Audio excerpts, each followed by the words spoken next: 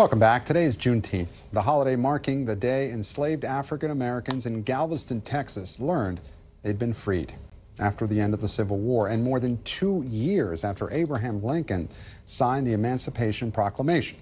2024 marks Juneteenth's 4th year as a federal holiday, and as many celebrate with parades and gatherings, NBC's Zincle Asamoah has more on how it became recognized nationally and the remarkable woman who helped make it happen. These walls in Fort Worth, Texas may look like a Black History museum, but it's actually the home of Opal Lee. And Miss Opal Lee, you are 97 years old, right? Many consider you the grandmother of Juneteenth. How does that title sit with you? Hey, I don't mind titles. For years, Lee advocated for Juneteenth to become a federal holiday, inspired by her own family's celebrations. We'd go to the fairground for the Juneteenth celebration. There'd be music and food. But one year, when Lee was 12, the annual celebration turned to terror. My parents had just bought a house and my mom had it fixed up so nice. But people started gathering. What kind of people? All kinds. It was a white mob. The paper says it was 500 of them. And my dad came home with a gun and the police were there and told my dad, if you bust a cap, we'll let this mob have you. They did despicable things.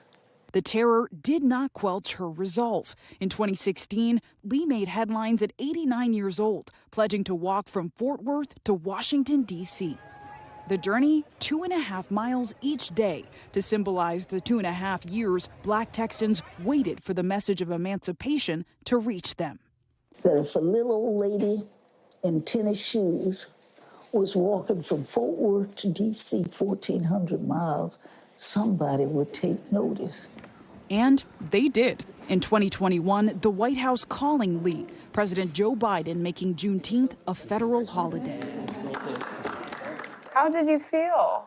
No, I don't know how to express it. I was awed. I was thankful. In May, Lee was awarded the Presidential Medal of Freedom. I'm struck by how much history lives on your walls, but also in your stories. What do you ultimately want your legacy to be? That there was an old lady who tried to get it over to everybody that we are one people.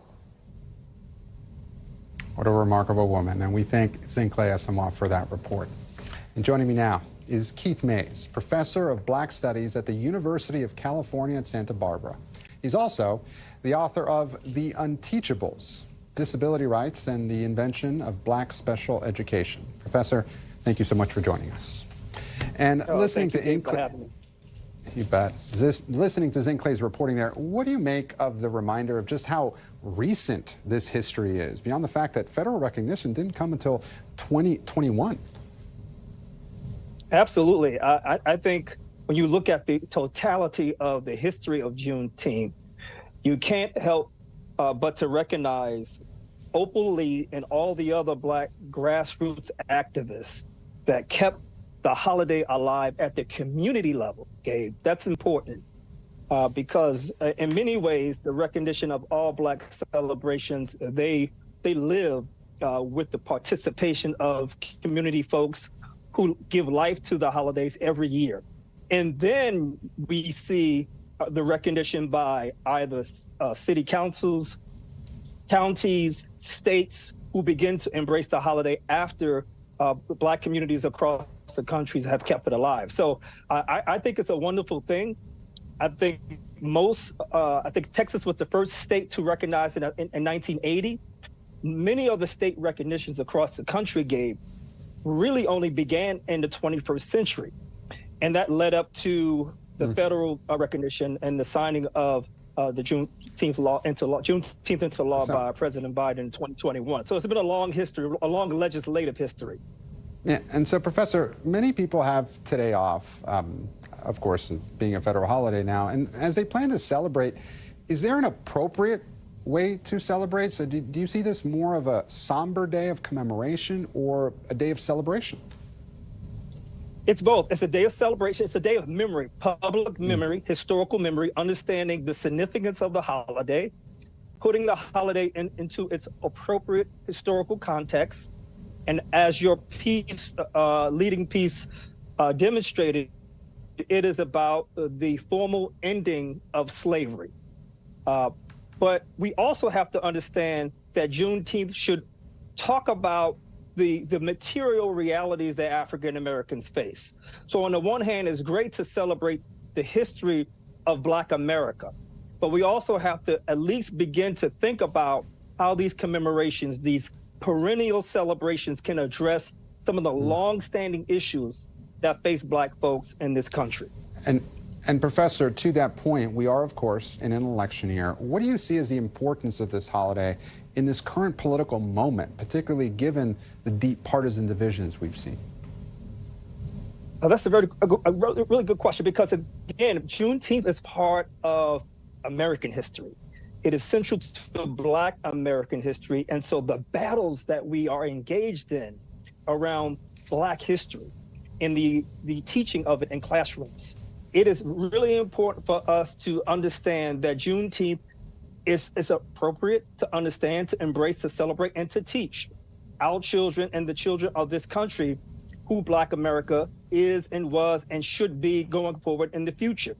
It will become part of the electoral process in terms of the partisan nature of our politics today, but we have to insist on Juneteenth and other Black celebrations being embraced and being part of the larger American conversation.